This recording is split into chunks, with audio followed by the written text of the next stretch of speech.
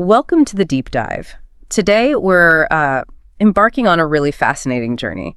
We're diving deep into one of the most foundational, probably the most widely referenced account of creation. That's right. We're going to unpack the classic narrative from excerpts from the Genesis of creation, days 1 through 6. Our mission, really, for this deep dive isn't just to recap, it's to walk you through this incredibly detailed day-by-day account. Step by step. Exactly. Drawing out the specific actions, the order, which is quite surprising sometimes, and, well, the profound outcomes of each stage of creation as described just in this source. And what's truly striking about this text, I think, is that it's so much more than just a simple origin story. Right. It's a meticulously structured sequence. It lays out this grand, ordered vision of how the world came to be, according to this narrative. It feels very deliberate. Very. And unlike, many other ancient creation myths that often have struggle or conflict. Yeah, God's fighting or something. Exactly. Or divine dismemberment. This account really emphasizes a purposeful creation through divine command, just speaking things into existence. The power of the word. Precisely. It's a progression that builds layer upon layer, establishing this profound sense of intention right from the absolute beginning. Okay, let's unpack this journey then, starting right at the very beginning, day 1. Let's do it. The source paints such a vivid picture, doesn't it, of the initial state, describing the earth as without form and void, and darkness was upon the face of the deep. Total chaos, darkness. And the Spirit of God moving upon the face of the waters. Can you sort of picture that? This vast, unformed expanse, just potential. Absolutely. It's quite an image. And it's into that exact formless void that we get the very first divine action in this account. Which is? And God said, "Let there be light," and there was light. Simple as that. Well, it's simple but profound, right? Yeah. This isn't just descriptive. It's a statement about the nature of creation itself in this text. Why? It's not a physical effort, not shaping clay or fighting a monster. It's a spoken word that brings order, brings existence, initiating reality through, pure declaration. That's a really powerful concept. And what happens next is just as significant, I think. The source details how God saw the light, saw that it was good. An important recurring phrase. Yes, and then divided it from the darkness, calling the light day and the darkness night. This established the very first evening and morning. It's not just light, it's the beginning of structure, of a cycle. Precisely. Out of chaos, the first act is distinction, order, light from darkness, and with it, time itself starts its rhythm. So moving on to day 2. The next command, it seems, focused on another crucial separation, this time within those chaotic waters we started with. Right. God said, "Let there be a firmament in the midst of the waters, and let it divide the waters from the waters." It almost sounds like putting up a ceiling in the cosmos. It kind of does. The firmament here, sometimes translated as expanse or maybe dome, it's a fascinating concept, really rooted in how ancient people pictured the world. Like a solid sky. In some worldviews, yes, it was envisioned almost like a solid barrier holding back water. But the key thing here is the action. God made this firmament, this expanse, separating the waters under the firmament from the waters above the firmament. So creating the sky, essentially. Dividing those realms. Yes, creating an ordered space between the waters. And this new expanse, this firmament, it gets a name too. It does. Called heaven. And that marks the end of the second day's work. It really feels like the stage is being carefully set now. Indeed. You have light and darkness separated. You have the waters separated by this heaven. Now that we have these fundamental separations, what's the next logical step in this design according to the text? Well, day 3 shifts focus quite dramatically, doesn't it? From separating waters to actually bringing forth solid ground. God commanded the waters under the heaven to gather together in one place, allowing the dry land to appear. And just like that, it appeared. The dry land gets called earth, and the gathered waters are named seas. Establishing the basic geography we know. Exactly. The foundation for where life, as we typically think of it, will reside. And again, God saw this division, this emergence, as good. But day 3 isn't finished yet. No, not at all. The earth wasn't just left bare, was it?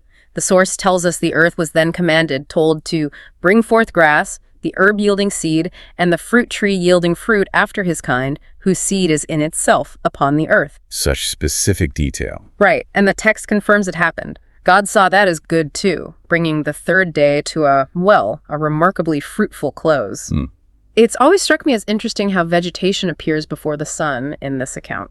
That's a really key observation. And yeah, it's often a point of discussion. The text seems to emphasize that the earth itself is commanded to produce this plant life. So an inherent fertility. Sort of, yeah. With its own internal capacity for reproduction, whose seed is in itself, as the text puts it. This highlights a kind of self-sustaining quality built into creation, even before the specific celestial bodies for, governing time and light are put in place. Okay, so that brings us to day 4. And this introduces a whole new realm, the celestial bodies. The lights in the sky. Exactly. God said, let there be lights in the firmament of the heaven to divide the day from the night, and also for signs and for seasons and for days and years. So they're not just for light, they're like a cosmic calendar too. Precisely. A calendar, markers of time. And there's significant detail here, I think. The text deliberately avoids using the common names, the pagan deity names, for the sun and moon. Oh, interesting. What does it say instead? It says God made 2 great lights, the greater light to rule the day and the lesser light to rule the night.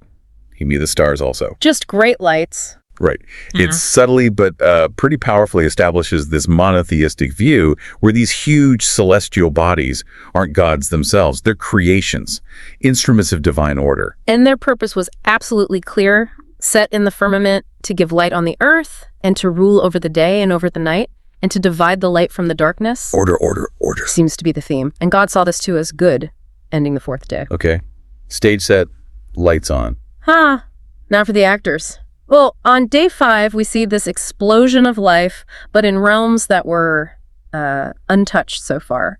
God commanded the waters to bring forth abundantly the moving creature that hath life, Swarming with life. and fowl that may fly above the earth in the open firmament of heaven. So sea and air get populated. This feels like a huge leap, a diversification. It truly is. And the source even points out specific examples like great whales, which probably meant large sea creatures generally. And every living creature that moveth, which the waters brought forth abundantly after their kind, and every winged fowl after his kind. This teeming proliferation of life in 2 totally different environments, aquatic and aerial, is again affirmed. Good. And day 5 marks another really significant moment in the story, the very first blessing mentioned. Ah, yes, the blessing. God blessed them, the sea creatures and birds, saying, be fruitful and multiply and fill the waters in the seas and let fowl multiply in the earth. That wraps up the 5th day. Why is this blessing so important right here, do you think? Well, it's crucial because it introduces this idea of self-propagation, this mandate to fill the spaces that have been created. It's not just about existing, it's about flourishing, expanding within that established order. So it's setting a pattern. Exactly. This blessing for the marine and avian life really lays the groundwork, you could say, for the similar command that's going to be given to humanity very soon. Right, okay.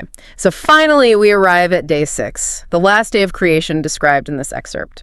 And the focus shifts to land animals and, well, the grand finale, humanity. The final acts of creation in this sequence. God commanded the earth, again the earth itself, to bring forth the living creature after his kind, cattle and creeping thing, and beast of the earth after his kind. And the text confirms, yes, this happened. The dry land gets populated. And then right after the land animals, this is where the narrative builds to what it clearly presents as the absolute pinnacle of creation. Humanity. Yes. God says, let us make man in our image after our likeness. That us is fascinating in itself, but the core idea, Image and likeness. and let them have dominion over the fish of the sea and over the fowl of the air and over the cattle and over all the earth and over every creeping thing that creepeth upon the earth. Dominion, that's a huge concept. It is. Yeah. Being made in our image and given dominion, this introduces a completely new layer of significance, a unique role for humanity in this created order. And the text details humanity's creation and blessing very precisely. God created man in his own image.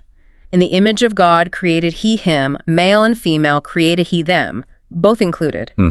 Equality in creation from the start in this telling. And then the blessing, similar to the animals, but maybe amplified, God blessed them, saying, be fruitful and multiply and replenish the earth and subdue it and have dominion. There's that word again.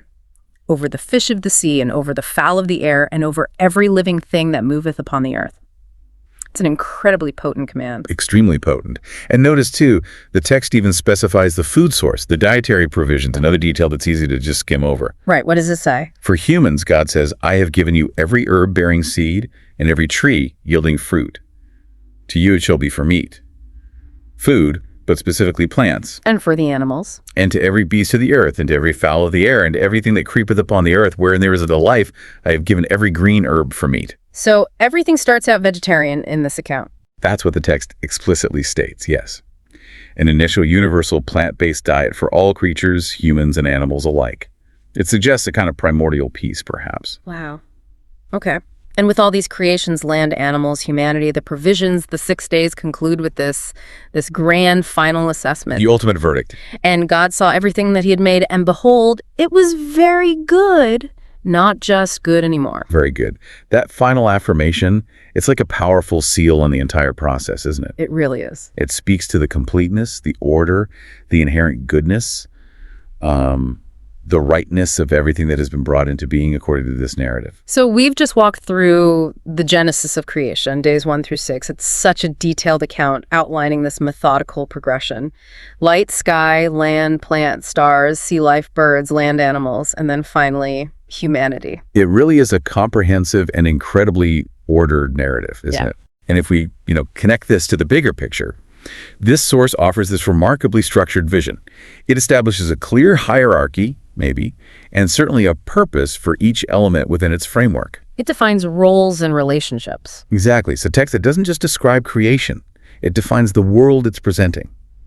And that methodical order, all achieved just through divine command, really sets it apart from many other ancient accounts of origins. And thinking about humanity's place in it, this detailed account presents humanity with that really clear and maybe challenging directive to have dominion over all the earth. That key word again. We touched on it, but this concept of dominion, it's just incredibly significant, isn't it? It forms the basis for so much thought, so much debate about humanity's role. Absolutely. A word loaded with interpretive history. Yeah, from, interpretations of absolute control and exploitation to ideas of responsible stewardship and caretaking. It's generated so many different responses. So maybe a final thought for you listening. What does that concept, that word dominion, truly mean to you? How does encountering it in this specific structured creation account shape your understanding of our role, our responsibility here on this planet? Something to think about.